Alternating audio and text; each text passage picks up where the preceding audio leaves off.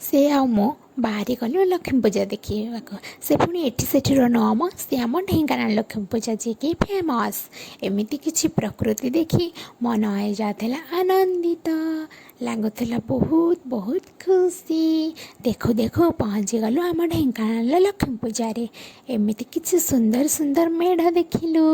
ତା ଭିତରେ ଆମ ମା ଲକ୍ଷ୍ମୀଙ୍କୁ ଟିକେ ଦର୍ଶନ କରି ପଳେଇ ଆସିଲୁ। ଟିକେ ଖାଇଦେଲୁ ଛତୁ ଷ୍ଟିକ୍, କିଛି ଷ୍ଟାଚ୍ୟୁର ଫଟୋ ସୁଟ୍ କଲୁ। ତାପରେ ସେ ଗଲେ ମୁଖା କିଣିବା ପାଇଁ, କିନ୍ତୁ କିଛି ଆଣିଲେନି। ମୁଁ କିଣିଦେଲି କିଛି ଟେଡ଼ି। ଏମିତି କିଛି ଲାଇଟିଂସ୍ ଦେଖି ମନ ହେଇଯାଉଥିଲା ବହୁତ ଖୁସି। ଠୁଙ୍କା ପରି ଟିକେ ଇଚ୍ଛା ହେଉଥିଲା ଖାଇଦେବା ପାଇଁ। ଏଇଟା ହେଲା ଆମ ସବସ୍କ୍ରାଇବର୍ମାନଙ୍କ ପାଇଁ।